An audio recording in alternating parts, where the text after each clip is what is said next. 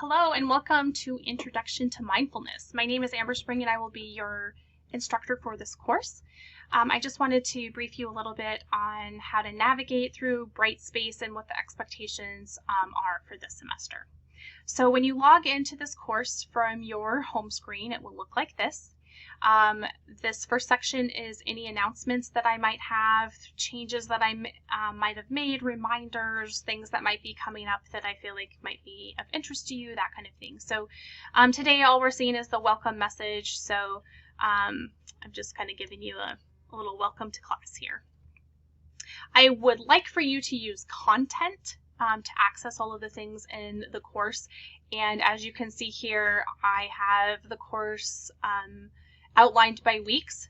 So for week 1, I just want you to click here on week 1 and it's going to tell you exactly what needs to be done this week. So I'm asking you to read pages 1 through 19, which includes both the introduction as well as chapter 1 in your book. I then want you to be practicing mindfulness practices, and I will talk about that in a second. You can either do 3 different practices or you can practice the same practice 3 times, but I want you to practice a mindfulness practice 3 times over the course of the first week, and that same requirement will hold true for the rest of the semester. I am asking you to do a reflection about those 3 practices as well as your reading. Those are always going to be due on Monday by 8 p.m. And once those close, you won't have access to them again. So you really need to make sure that you're keeping up.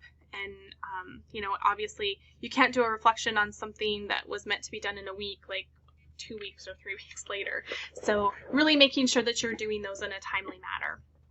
And then finally, to do that reflection. So that reflection is actually going to be set up in a quiz, but the format is more similar to a discussion. The reason I've set it up like a quiz is so that only I can see your responses, and discussions, as you guys know from taking online classes, everybody can see your answers, and I kind of want this to be a little bit more private, so just I have the ability to see those reflections. I will not open those until Thursday each week. That way I know you've at least potentially taken Monday, Tuesday, and Wednesday to have practiced those 3 mindfulness practices and then be able to write them on Thursday. Again, those are always going to be due by Monday at 8 p.m. So let me show you a little bit what the practices are and then talk a little bit about the reflection. So actually, let me start with the syllabus. We'll go there first. So you can click here to download the syllabus, and I'm just going to go through this real briefly because you guys can read all of this on your own. But this is just kind of an introduction. It kind of just tells you a little bit what the intentions are for this class. Here is my contact information. As some of you know, I am the full-time counselor in Student Health Services, so I don't have posted office hours, but I'm happy to meet with you. I will just set up an appointment with you so that you can come in at a designated time. You are more than welcome and in fact encouraged to contact me through text. I'll probably get back to you most quickly through that, but you're certainly welcome to leave me a voicemail at this number or email me. Here are the course objectives, kind of just what we're trying to do this semester. A reminder, this is only a 1-credit class, so we don't have a huge amount of objectives, but hopefully you'll come out of this really being able to understand mindfulness, the mind-body connection. Hopefully you'll have developed some mindfulness practices that you can use in your life and really be able to use those for practical problems that might arise for you. As I mentioned before, this is our book. It looks like this. It's available in the bookstore. I think I emailed most of you last week that this is also available as an audiobook if you have an app like Audible or something like that that you would like to download this on. I really prefer that you have a hard copy because we will have some quizzes on the reading, and it's nice to have that hard copy to be able to go back to. It's kind of hard to do that in audio format.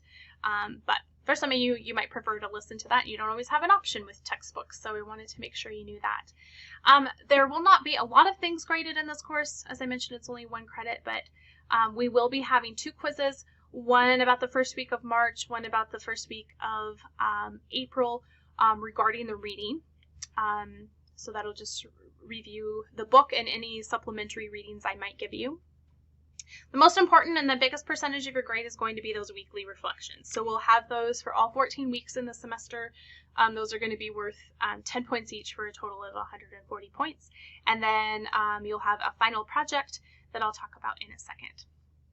So again, those quizzes, there'll be 2 of them, kind of a mid-reading quiz and a final, I guess. They will have 20 multiple choice questions, which will be worth 2 points each, and 2 short answer essays, which will be 5 points each, for a total of 50 points. Your time on those quizzes will be limited to 60 minutes, and they will be due, again, on a Monday by 8 p.m. Those reflections are, again, going to be worth 10 points each, and I'll go over those a little bit more. Your final project, I'm asking you to do an advertisement for mindfulness practices, which will be directed at college students. And those can be either a video, like if you want to do kind of a commercial, or you can try an infographics poster, kind of whatever fits for you.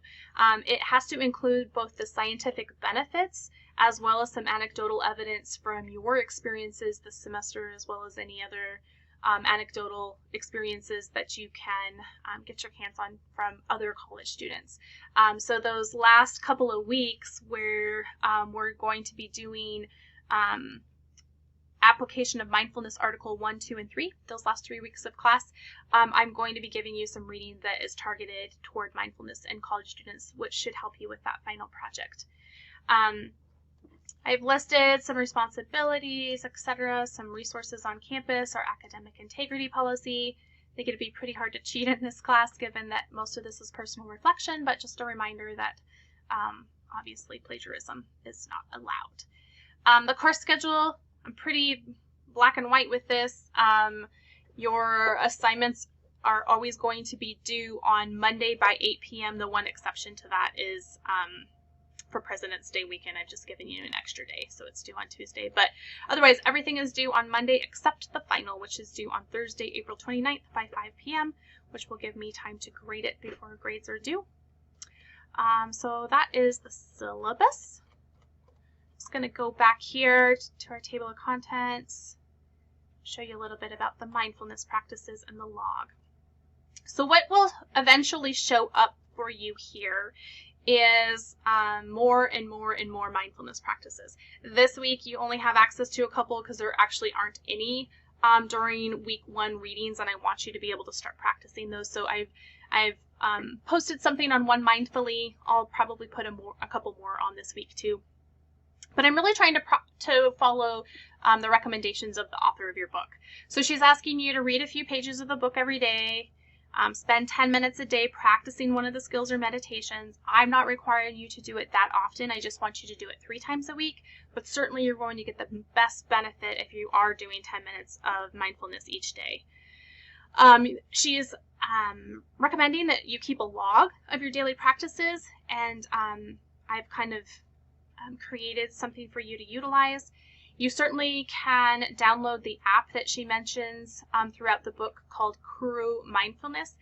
Just to let you know, there is a $3.99 charge to download that app, but for those of you who feel like it'll help you keep up better, I think it's really great, and you'll have access to go through and record your mindfulness practices in the reflection for that week.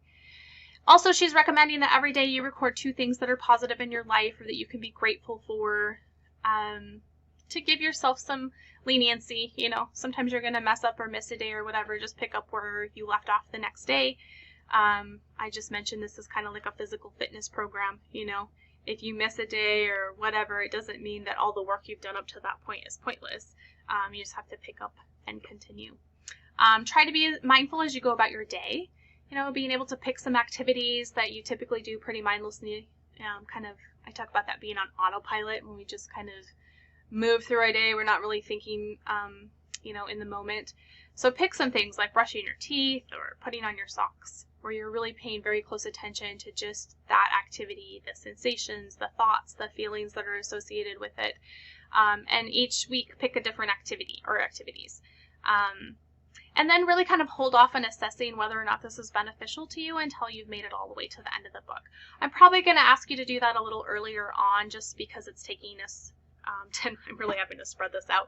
Normally this book is covered in a 4-week session for college students, so I've kind of extended it out a little longer just for us to get through the semester in a 1-credit course. But so here's an example of what it might look like when I download or I upload, a mindfulness practice. So this first one that I'm giving you is called One Mindfully. This comes from dialectical behavior therapy, but it's real simple. All we're doing is trying to do one thing at a time. You know, when you eat, eat. When you're walking, walk. When you're bathing, bathe.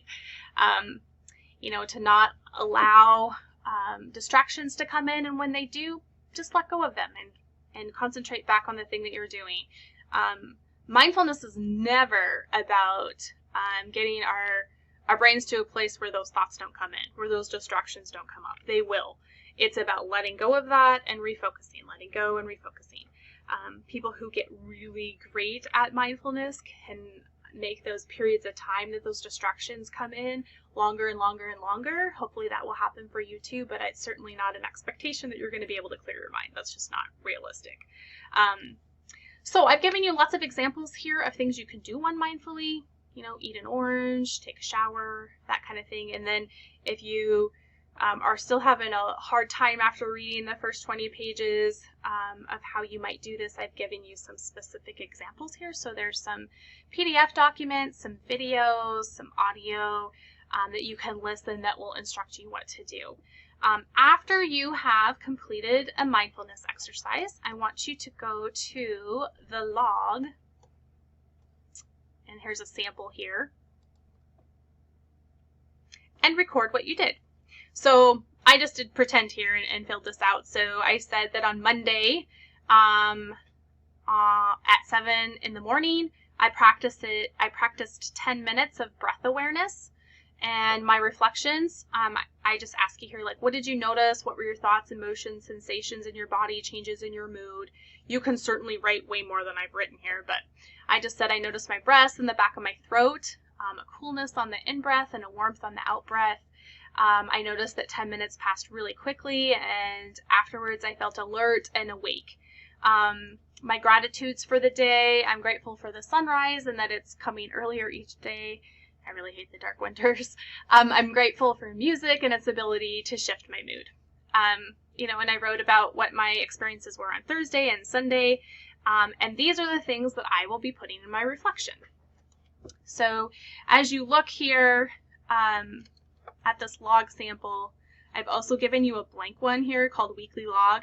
This you can either download, print, and handwrite on, or you can save it onto your computer and just kind of record your things there so that when you go to do your weekly reflection, it is available for you there. So again, this is where all the mindfulness practices are going to be posted as we go about this semester. This is going to get longer and longer, and all of the weeks will be available here. Your final will also eventually be posted. It's not here yet, but it will be there. And that's that.